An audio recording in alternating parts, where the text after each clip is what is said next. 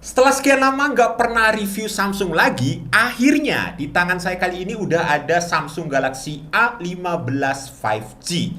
Yang kalau saya lihat-lihat, ini HP itu ternyata banyak hatersnya ya.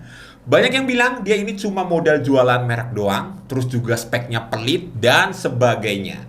Nah, kita kupas nih ya, emang benar HP ini jualan merek doang? Langsung aja kita bahas di video ini guys. Sikat!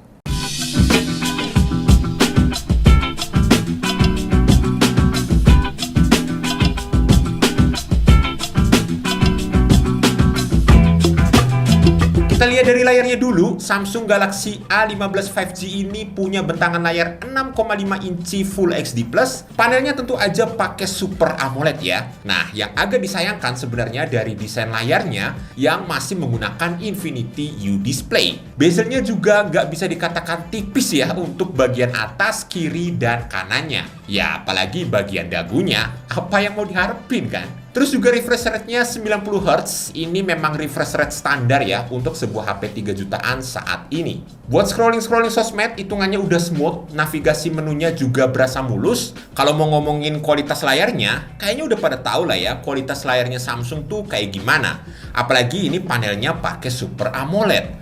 Reproduksi warnanya yang lebih pop up, saturasi dan kontrasnya juga tinggi, detailnya tajam dan udah cukup terang juga ya, karena peak brightness-nya ini sampai 800 nits guys.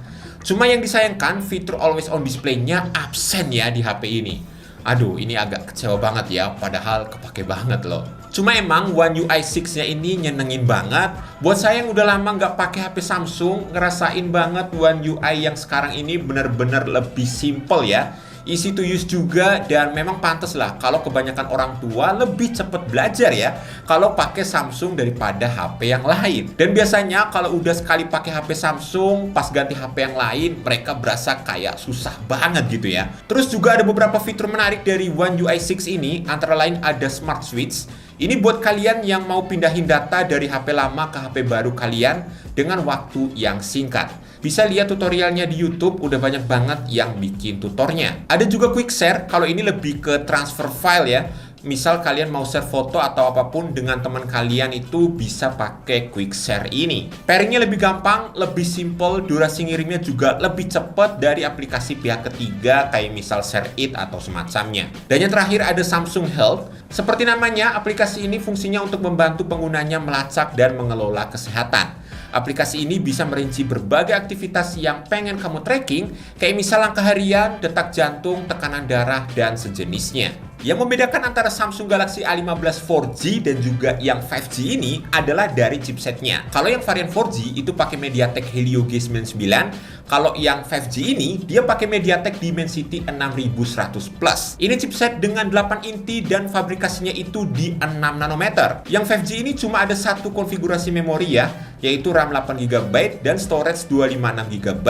Nah, dengan jeroan kayak tadi, buat kebutuhan daily tentu aja udah lebih dari cukup. Saya tes buka lebih dari 15 aplikasi, itu masih berjalan semua ya di latar belakang dan nggak ada yang reload. Pas saya tes Antutu Benchmark versi 10, dia bisa dapat di 375 ribuan. Buat main Mobile Legends, dia bisa dapat di settingan mentok rata kanan dengan grafik ultra dan frame rate super. Dan pas kita main, overall lancar, nggak ada kendala. Nggak berasa ada touch delay juga, cuma emang sesekali ada frame drop ya. Tapi intensitasnya nggak yang sering-sering banget kok. Terus buat PUBG Mobile, dia bisa dapat settingan rata kanannya di XD High, tapi ini saya tesnya di Smooth Ultra aja biar lebih playable.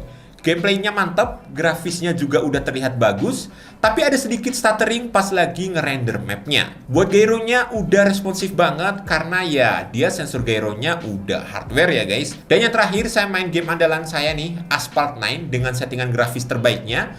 Dia bisa berjalan dengan mulus banget, nggak ada stuttering sama sekali, bahkan pas lagi rendering animasi retronya ataupun pas lagi tabrakan ya.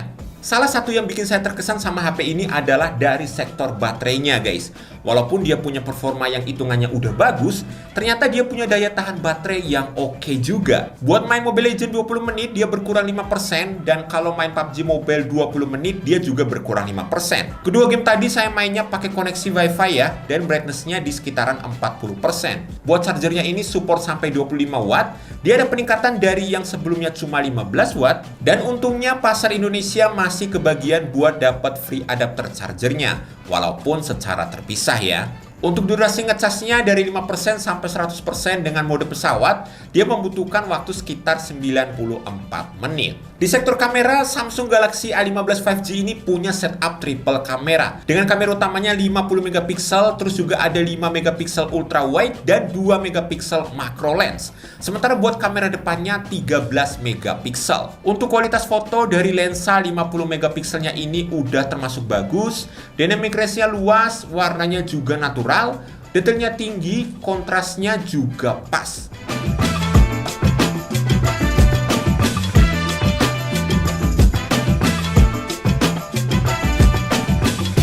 Terus di mode portrait sebenarnya saya cukup suka ya, karena memang tingkat bokehnya bisa kita adjust sesuai selera. Cuma dia agak sedikit keteteran aja kalau misal fotonya di kondisi yang minim cahaya. Sementara kalau buat lensa ultra wide, dia punya kualitas yang sangat jomplang dengan kamera utamanya.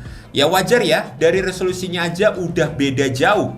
Distorsinya juga berasa banget. Kalian bisa lihat ada efek lengkung di bagian atas, bawah, kiri, dan kanannya ini. Di kondisi low light, hasil fotonya juga terlihat terang, detailnya juga udah oke. Tapi kalau misal berasa masih kurang perfect, kalian bisa pakai night mode-nya. Nah, di night mode-nya ini, hasil fotonya akan punya tingkat detail yang lebih tinggi. Terus pencahayaannya juga lebih terang, dan noise-nya juga jadi lebih minim.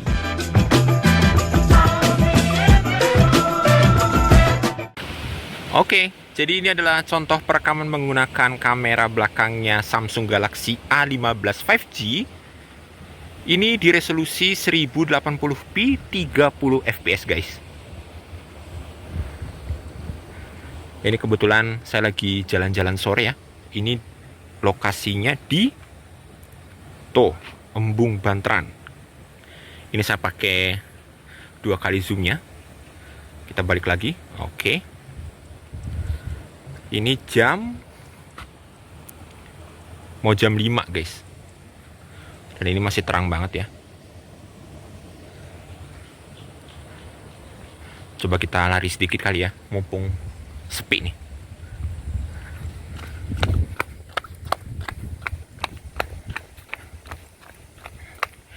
Oke, kurang lebih kayak gitu. Nah, kalau ini untuk kamera depannya. Ini juga di resolusi 1080p 30 fps guys. Dan untuk resolusi dan juga fps-nya itu memang mentok segini ya. Di Full HD 30 fps dia nggak bisa lebih tinggi lagi. Secara kualitas videonya ya, kalau saya lihat nih, itu dynamic range-nya bagus banget loh. Untuk seukuran HP 3 jutaan ya. Saya udah lama nggak lihat HP 3 jutaan punya kualitas video seperti ini. Secara dynamic range-nya, terus juga warnanya ya. Teman-teman bisa perhatiin, baik tadi di kamera belakang dan juga kamera depannya, warnanya itu cakep loh. Tetap natural, tapi nggak yang burik juga gitu. Tetap pop up gitu ya kan, tapi nggak yang lebay banget juga, pas lah. Tapi nggak tahu nih untuk kestabilannya seperti apa. Teman-teman bisa komen di bawah. Yuk. Buat buka tutup kunci layarnya, memang dia masih pakai side fingerprint alias nyatu dengan tombol powernya ya. Cuma memang untuk responsivitasnya masih cukup baik. Dia berasa ada delay-nya kalau pas layarnya lagi kondisi mati, tapi kalau pas layarnya lagi nyala, itu berasa lebih responsif guys. Oke, jadi itu tadi pembahasan saya untuk si Samsung Galaxy A15 5G ini. Kalau mau dibilang Samsung ini cuma jualan merek, menurut saya sih enggak juga ya. Kalau mau dibandingin dengan brand lain, mungkin kalau dari segi desain, ya, dia masih cukup ketinggalan. Kayak misal dari bezelnya yang masih tebal, masih pakai model water drop juga, dan kecepatan ngecasnya yang masih lebih lambat kalau dibandingin dengan HP di kelas harganya. Tapi kalau mau bahas soal spek, saya rasa Samsung nggak kalah ya. Chipsetnya udah baru, kapasitas RAM sama storage-nya juga naik, panel layarnya juga udah pakai Super AMOLED, dan One UI-nya yang dikasih jaminan update Android selama 4 tahun dan update security selama 5 tahun. Dan sekian aja dulu untuk video kita kali ini guys. Kalau kalian suka sama video ini jangan lupa like-nya, subscribe buat yang belum, dan tekan tombol loncengnya. Saya Kevin dan kita ketemu lagi di video selanjutnya. Thanks buat yang udah nonton. Bye-bye.